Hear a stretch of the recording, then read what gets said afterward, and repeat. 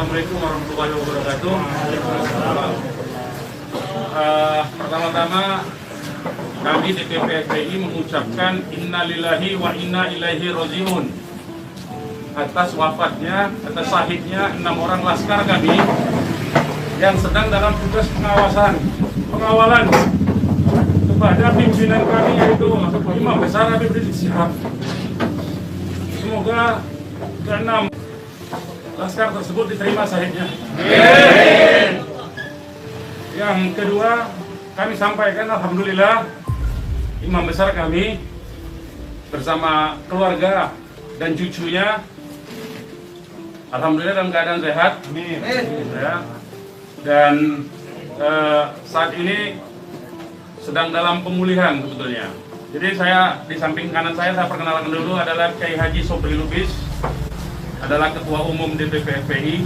Di belakangnya adalah Panglima Laskar Pembela Islam Ustadz Maman Suryadi. Di belakang saya Wakil Panglima Laskar Pembela Islam Ustadz Jordan, dan ada pengurus FPI di belakang kita.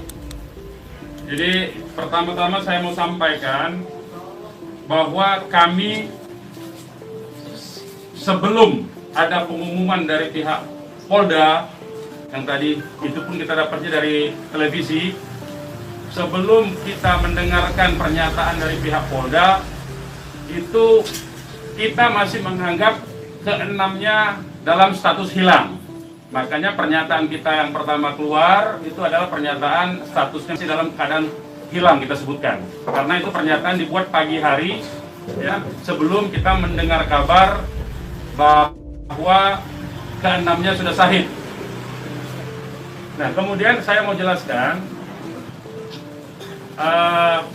kronologi backgroundnya dulu, bahwa beberapa hari yang lalu, ya, memang ada beberapa pengintai di Pondok Pesantren Habib Rizik, yaitu hari Jumat, ya. Hari Jumat itu ada beberapa pengintai yang ditugaskan oleh institusi resmi negara. Ya, saya tidak mau sebut. Oleh institusi resmi negara yang ditugaskan mengintai 24 jam. Mereka menggunakan drone dan peralatan canggih lainnya. Dan kemudian ada komunikasi dari laskar yang menjaga Pondok Pesantren Habib Rizik di Megamendung itu dengan para pengintai.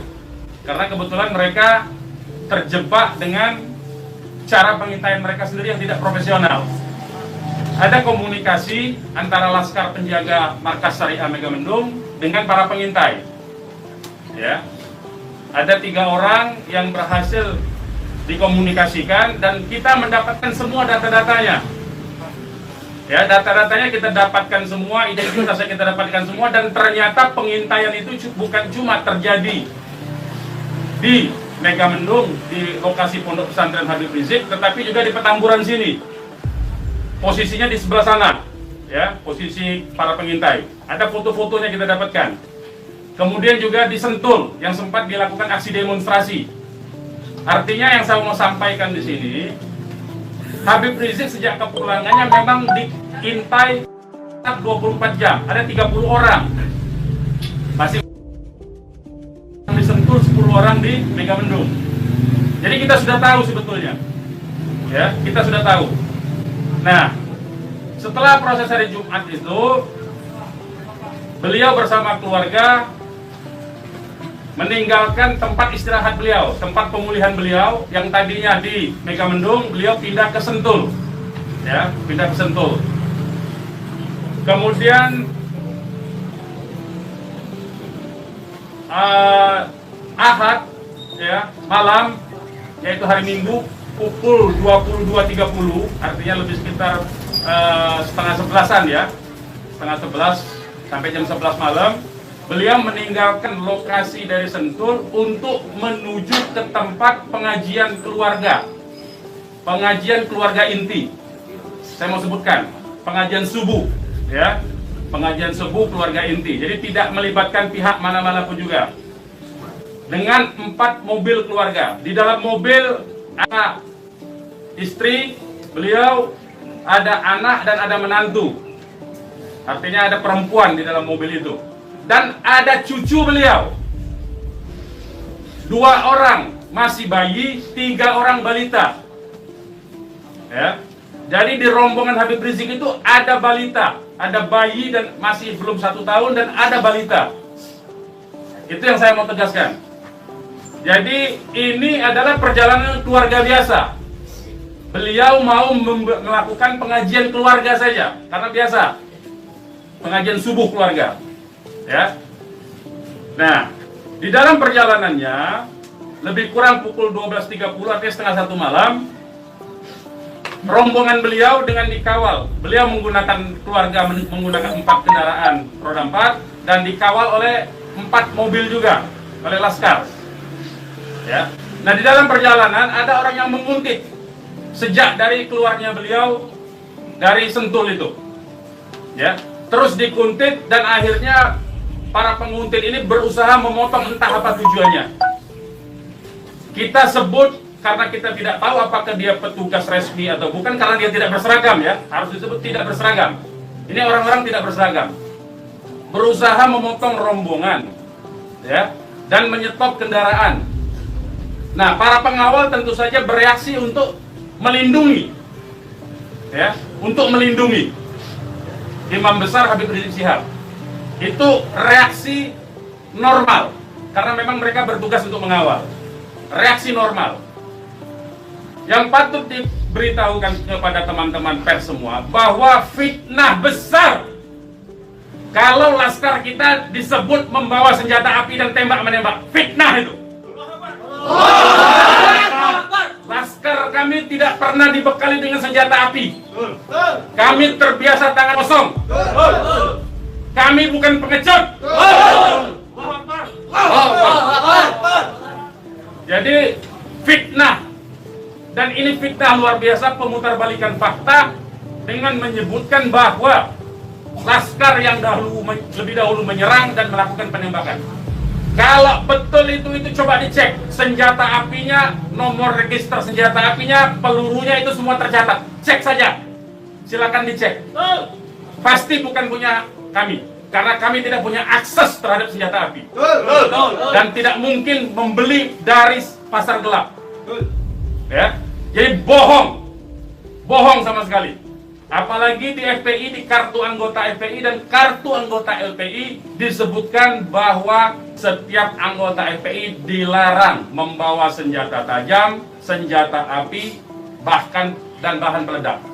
Itu dilarang di kartu anggota kita punya. Ya. Nah, jadi upaya-upaya memfitnah, memutarbalikkan fakta hentikanlah. Ya. Hentikanlah.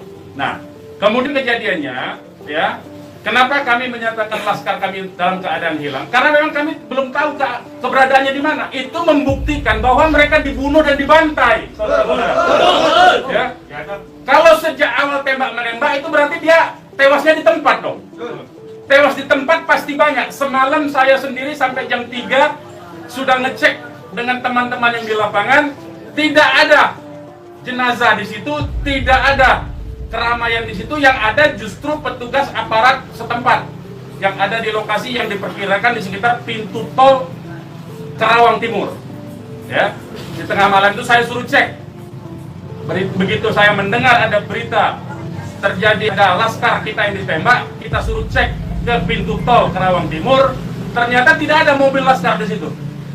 Mobil laskar tidak ada, jenazah tidak ada. Kalau itu memang tembak-menembak dan tewas di tempat, itu pasti ada jenazah di situ. Pasti membutuhkan proses lama untuk evakuasi di situ. Tetapi ini tidak ada.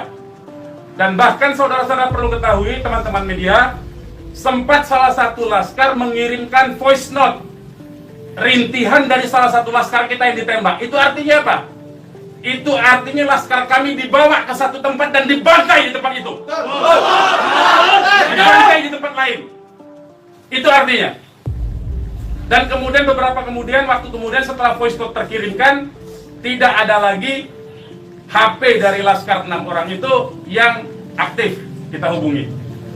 Kita sudah cari sampai pagi tadi, sampai siang tadi sebelum pengumuman dari pihak Polda, kita sudah cari kemana-mana, ke rumah sakit kita cari, ke kantor polisi kita cari, karena kita anggapnya itu orang hilang.